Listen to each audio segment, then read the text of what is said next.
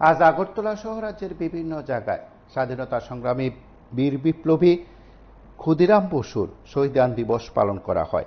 আগরতলায় ক্ষুদিরাম বসু স্মৃতি রক্ষা কমিটির উদ্যোগে কর্মসূচির আয়োজন ছিল। শহরে সকালে ছিল প্রভাত ফেরি, তারপর উজ্জয়ন্ত প্রাসাদ প্রাঙ্গণে, সেখানে ক্ষুদিরাম বসুর মূর্তি প্রাঙ্গণে সেখানে শ্রদ্ধার্ঘ্য অর্পণ করা হয়।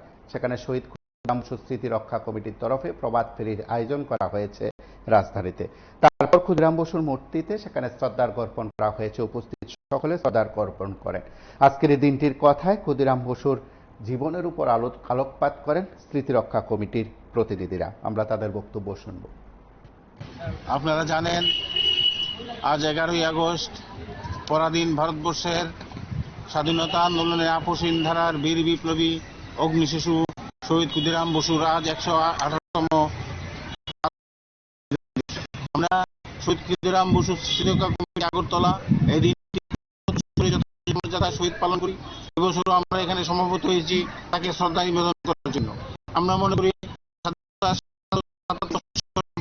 আজকে ক্ষুদিরাম যে উদ্দেশ্য নিয়ে স্বাধীনতা আন্দোলনে ঝাঁপিয়েছিলেন এবং যে জীবন ছিলেন তা এখনো অপূরিত রয়ে গেছে।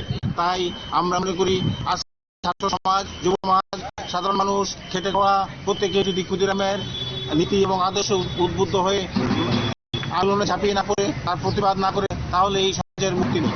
তাই এই উদ্দেশ্যে আমাদের এই প্রচেষ্টা। আমরা প্রত্যেক বছর এই ক্ষুদিরাম বসুকে আমরা শ্রদ্ধা নিবেদন করছি।